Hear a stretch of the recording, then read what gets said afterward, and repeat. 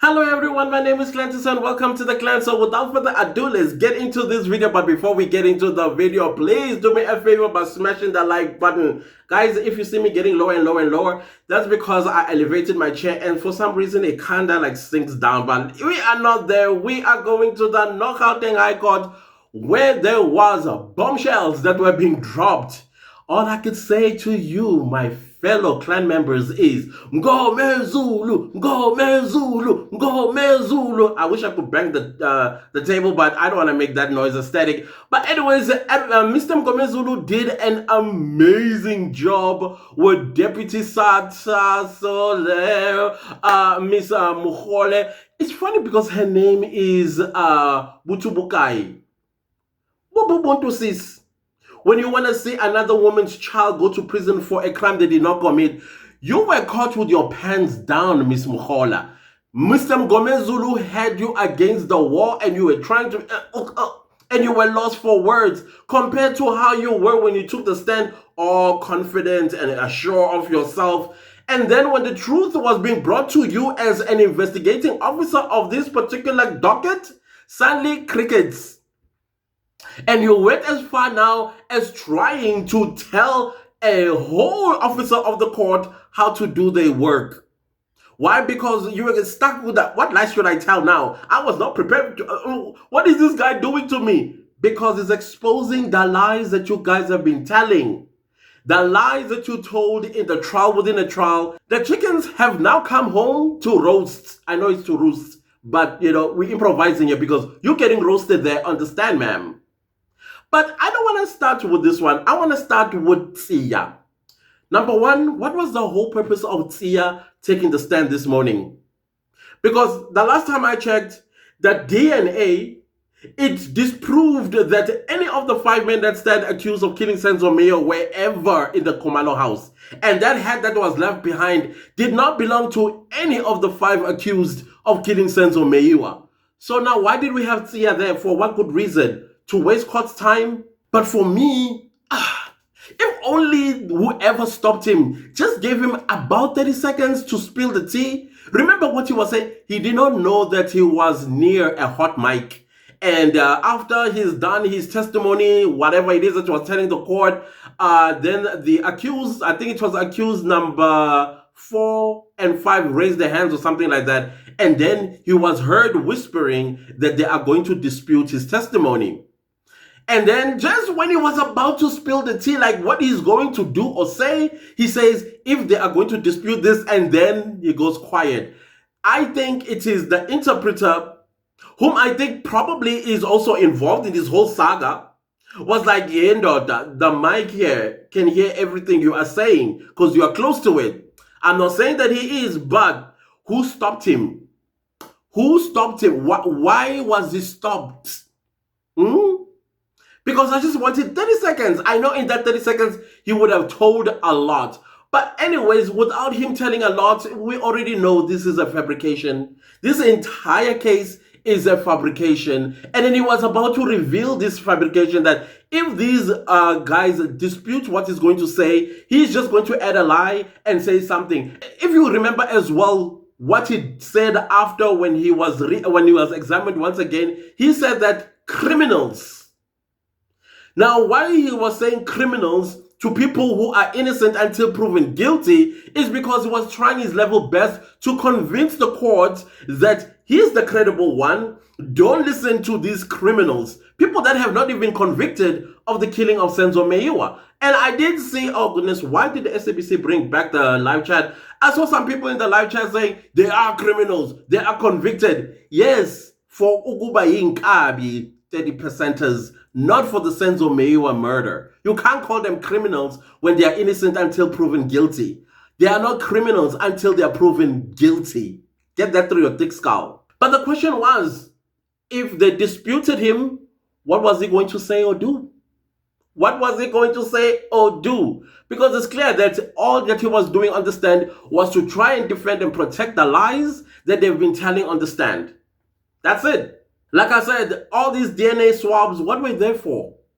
I mean, well, fine, we get it was for the hat that was left behind by the intruders. And then a whole DNA expert came and said none of them were there. That hat did not belong or does not belong to any of these 5 men. But now, why did we have him on the stand for?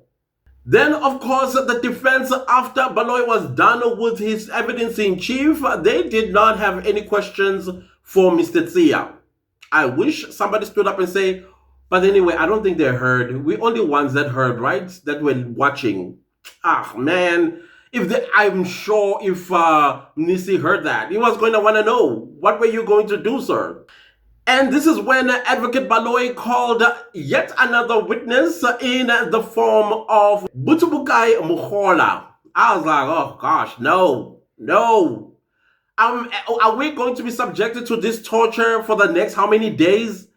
And okay, fine, she took the stand, did her lies like she always did, even in the trial, within the trial. She repeated those lies on the stand today. Little did she know that Mr. Mgomezulu had some bombshells that he was going to throw at her, and she was caught off guard. More like she was caught with her pants down, because Mr. Mgomezulu was coming for her jugular.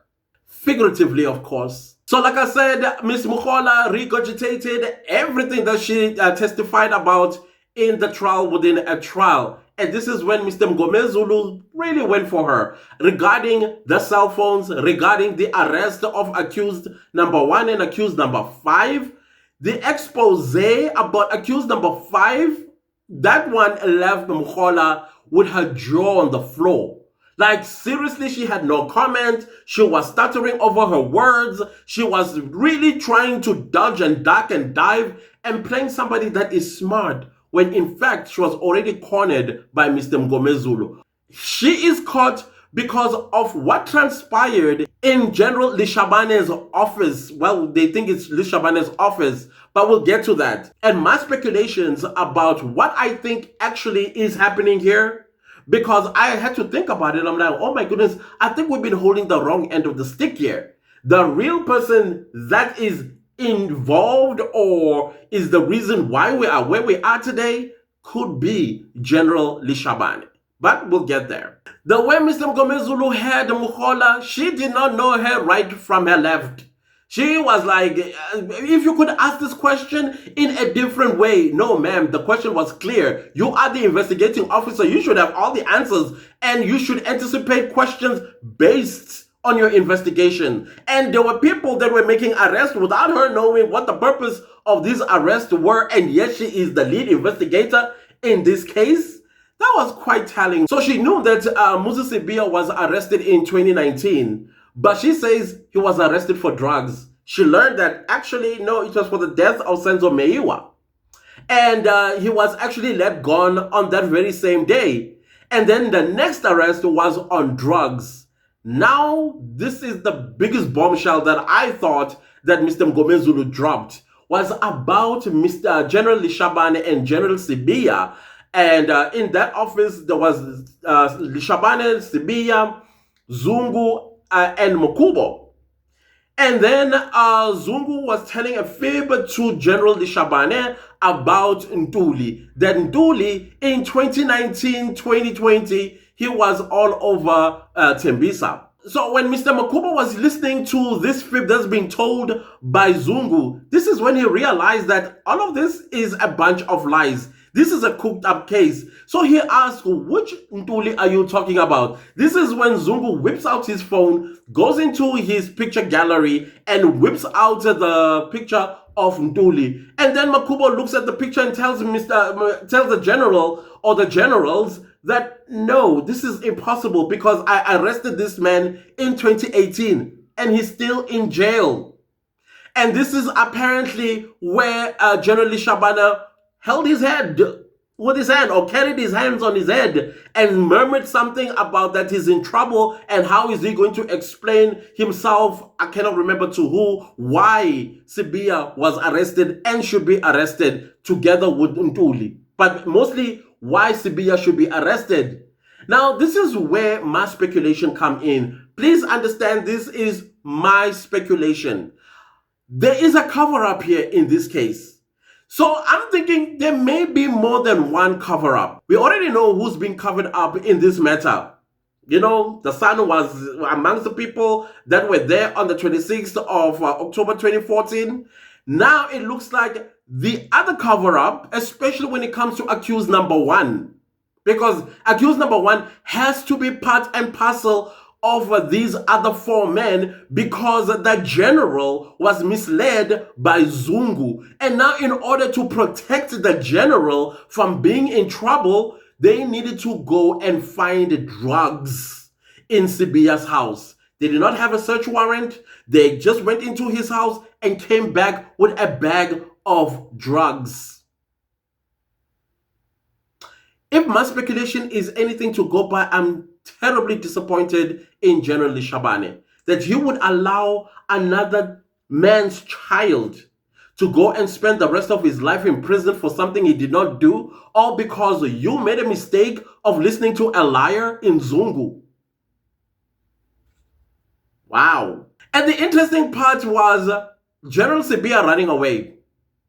And I think the reason why he ran away, I'm speculating here, maybe because when he was there, he was not supposed to be there. He was a suspended police officer, I think member of the Hawk or something like that, but he was there.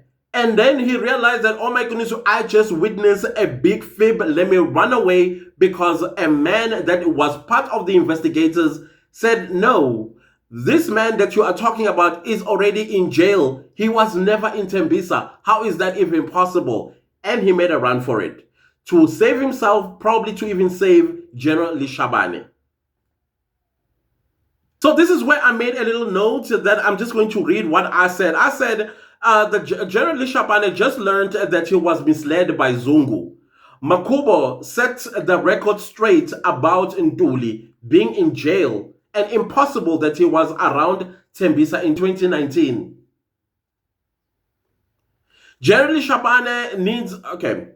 Then I say, General Leshabane needs to be rescued. Musa Sibiya's house is unlawfully broken into by the police. They search and find drugs in his house. Muzi is then arrested for drug possession by a Baloy and Modau.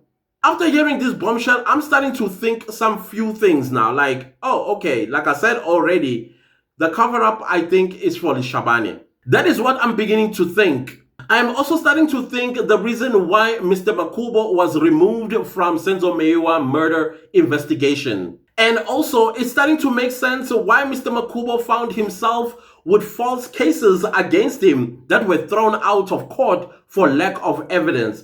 All that was to completely remove him from the investigation of Senzo Meyiwa's killing. And therefore, why Mr. Makubo's life is in danger is because they want to silence him once and for all. So the general's job is protected, and also his freedom protected, because he listened to a liar in Zungu. And it was quite clear that if Makubo continues to live, he will tell the truth, like he's doing right now. I understand that he is going to be the defense witness when it's time for the defense witnesses to take the stand. It's also clear why Mr. Leshabane is the state's witness, so that the cover-up continues. So at the end of the day, this leads to what the clan has been saying all along. This entire case is a fabrication. All these 5 men that stand accused of killing Senzo Meyiwa are not the correct people. The right people that killed Senzo Meyiwa are the people that were with Senzo Meyiwa on the 26th of October 2014. One of them pulled the trigger. All of them know who that one person that pulled the trigger. As I've said, everything that I've said about General Leshabane is just speculation. I'm not saying it's true. I'm just rubbing my 2 IQs together here, and now I'm like, the bombshell that Mr. Mgomezulu dropped, yeah, it really got my mind spinning, like rubbing IQs, and every little one that he found in his head, it was just friction. And I'm thinking to myself, so this is where it's leading us to.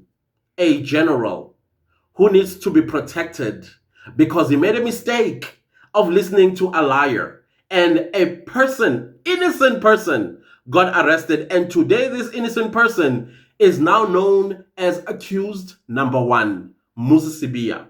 I'm disappointed. Honestly speaking, even though it's a speculation, I'm disappointed, I must say. Again, it leads back to what I've been saying. It looks like in South Africa, one day you might wake up and you'll be smeared with a murder that you never committed. And you may actually find yourself in jail for a crime you never committed. All because somebody up there made a mistake. And now they need to cover up, and then they need to find a victim. And you may be the victim. I may be the victim. I wish this to nobody, honestly speaking. I really hope so that if these speculations are anything to go by, maybe they are true, that all that are involved, they'll be held criminally liable for the false arrest and malicious prosecution against the 5 men that stand accused of killing Senzo Meyiwa. Guys, if you liked the video, give it a like. If you didn't like the video, give it a like. Anyways, do subscribe to my YouTube channel and don't forget to click the bell notification so that you get notified every time I upload a new video. Thank you so much to everybody that's super thanking the channel and supporting it financially. I highly appreciate you guys so very much. Please leave me a comment down below and let me know what you guys think. What is your speculation after hearing what Mr. Ngomezulu dropped this morning or into this afternoon when he was cross-examining Mukhola?